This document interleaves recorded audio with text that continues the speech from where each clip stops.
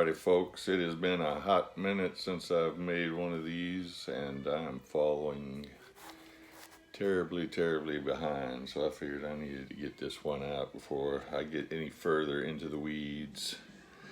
And we have a little theme here going on today. Not intentionally, just happens to be a genre I love a lot.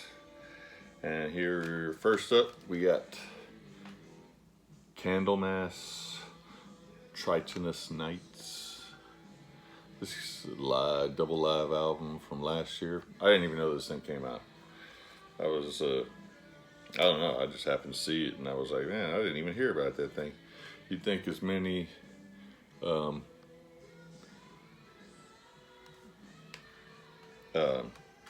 label channels that I'm subscribed to on YouTube and all kinds of other stuff like that, different sites that I go on that you'd think that I would hear about this stuff more, but there's always stuff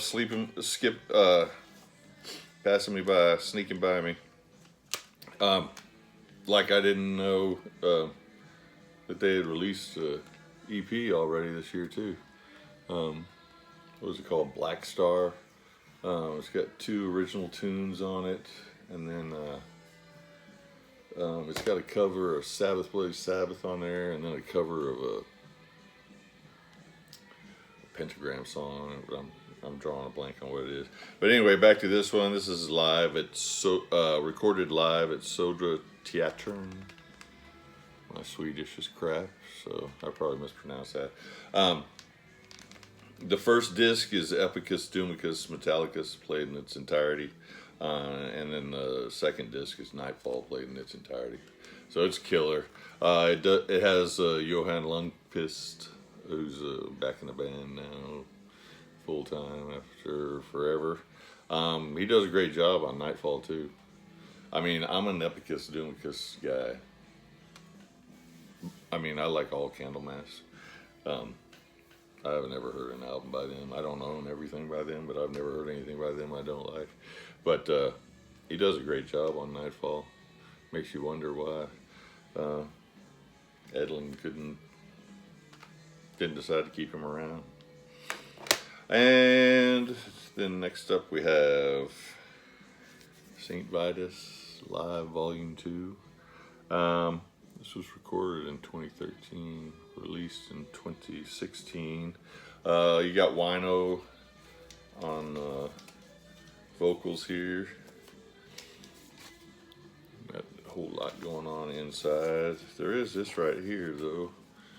I'll hold up here, see if anybody can get that code off of there. Killer live album. I actually picked this up. I was trying to capitalize on savings, shipping, and saw this. So I grabbed it. Great track listing. It's got Henry Vasquez on drums, who I seem to keep mentioning a lot. Killer drummer. And then Dave Chandler is stellar on this album. If you're a St. Vitus fan, you don't have that one, you definitely want to get it. And then speaking of Wino, we have the Obsessed Incarnate. This was also another purchase where I was trying to capitalize on shipping. This is some demos and rare tracks. Good stuff. And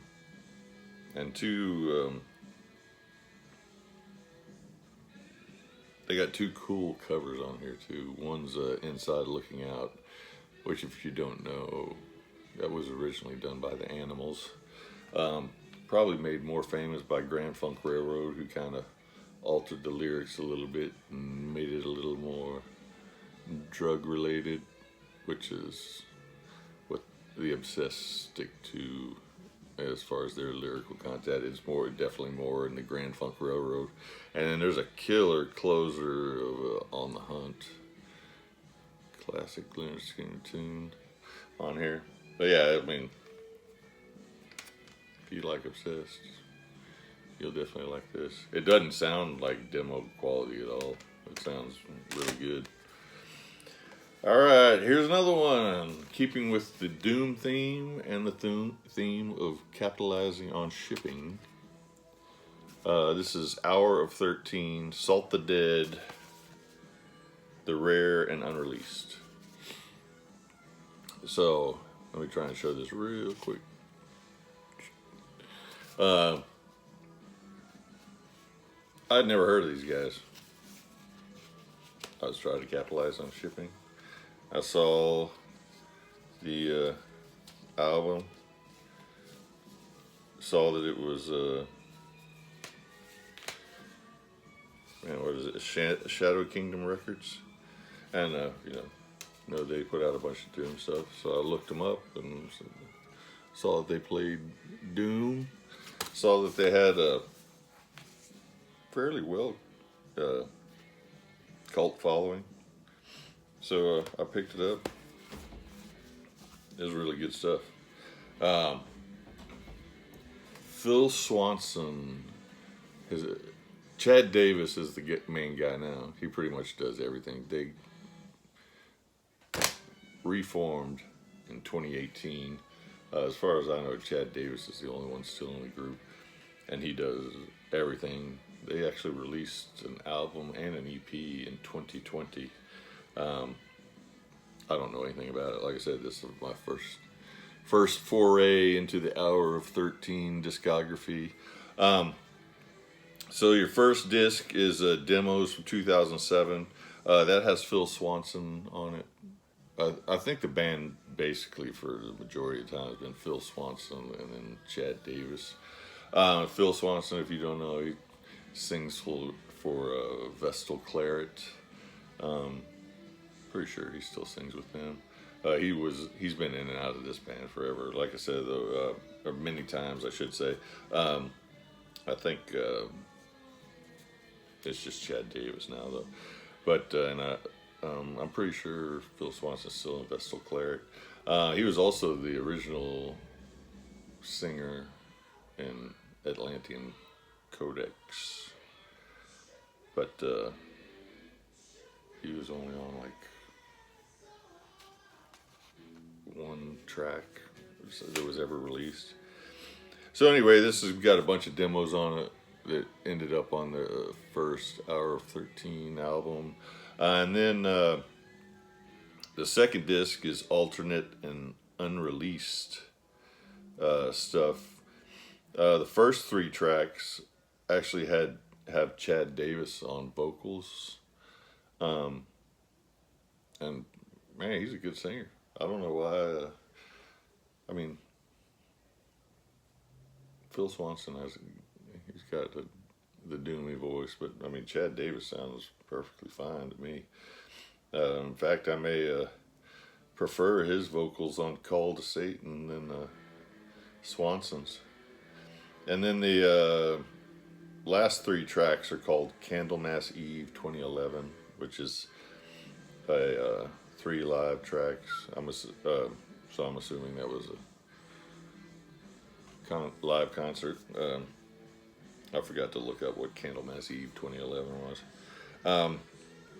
The guy on here is called Ben Hogg. I don't know anything about him. But anyway, this was a nice surprise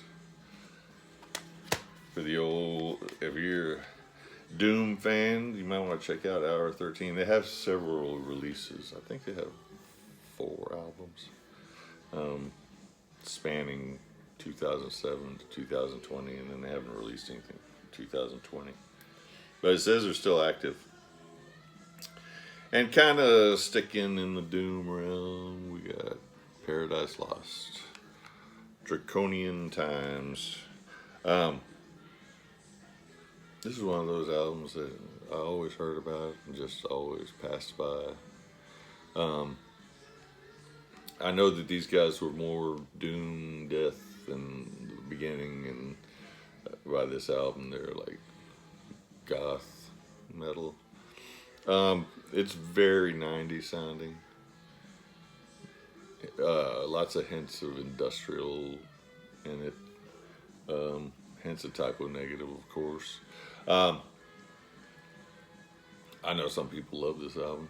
I have a feeling if I would have listened to it in 1995, I probably would have too. But it does sound a little dated to me now. Still good though. And then, well, we can't go the whole show with nothing but doom, so we have Time Rift, Eternal Rock,